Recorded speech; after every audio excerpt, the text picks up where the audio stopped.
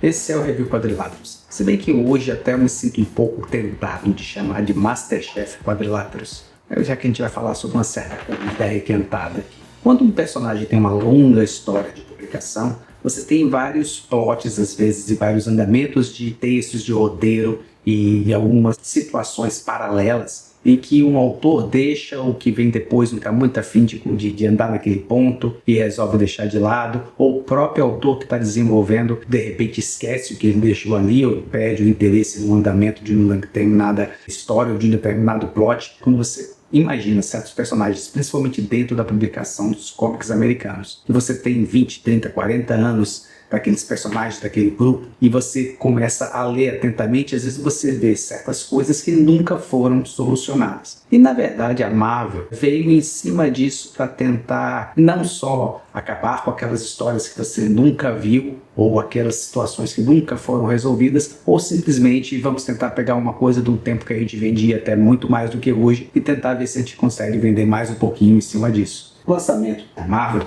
que a Panini traz daqui do Brasil, se chama X-Men Lendas. Se trata, na verdade, de várias histórias que se passam em certos períodos específicos dos personagens mutantes dentro da sua longeva história e sua cronologia complicada e seus vários grupos e semigrupos e subgrupos que de repente pulavam nas histórias e quadrinhos dos anos 90 e início dos anos 2000. A ideia é exatamente você pegar autores, eles fazem essa coisa de parecer que você está na história da época, ou pegar o próprio autor para que ele desenvolva certos plots que ficaram bem esquecidos, o que ele mesmo deixou de lado. Transformar isso em uma história feita com uma pegada atual, que na verdade não se trata de uma pegada atual, porque é exatamente algum plot ou alguma coisa que ficou perdida no passado. E nesse primeiro número aqui a gente tem dois pontos completamente díspares das histórias.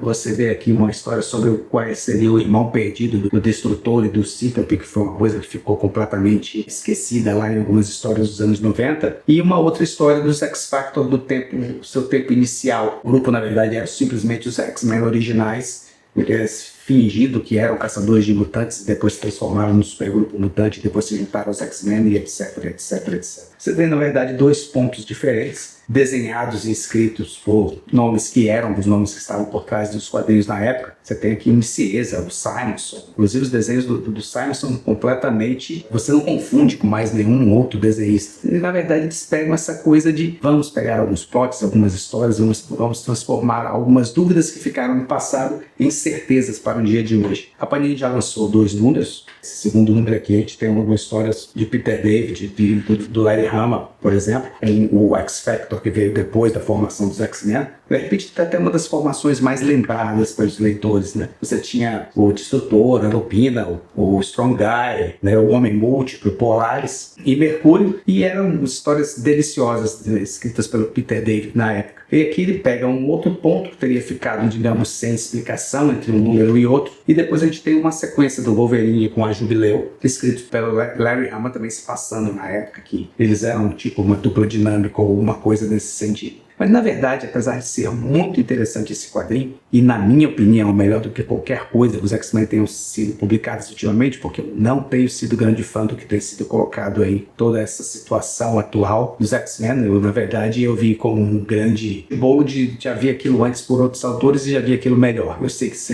que o que eu estou falando aqui de repente vai ser considerado por muitos fãs aí algo discutível, né, ou execrável, já que você tem muitos fãs nessa nova fase dos X-Men, mas realmente eu não me estou incluído entre eles não. Apesar das histórias não serem a coisa mais desestimulante que eu já li na minha vida, realmente não é algo que está me trazendo muita vontade de estar acompanhando. Então para mim esse tipo de publicação ela é interessante porque eu tenho ali os personagens que eu gosto, umas fases que eu cresci lendo e na verdade eles estariam ultrapassando certos pontos que ficaram soltos na época, mas que realmente existe um gosto de comida requentada, existe. Você tem ali, de repente, os mesmos autores, quando é possível, fazendo o trabalho para poder cobrir os buracos que eles deixaram, mas a verdade é que os autores podem ser os mesmos, mas eles não são os mesmos da época que eles escreviam aquilo. Toda uma maturidade, uma passagem de tempo, transforma o que eles escrevem em algo que encaixa, mas você sente aquela coisa de que realmente, apesar de estar cobrindo uma coisa que ficou em aberto, se trata de um grande retcon, uma história que vamos tentar modificar o passado, porque não tem mais aquele mesmo clima, aquele mesmo punch das histórias originais. Como eu disse, eu até gostei, porque estava meio, digamos, órfão de histórias que me interessassem pelos X-Men. O número 3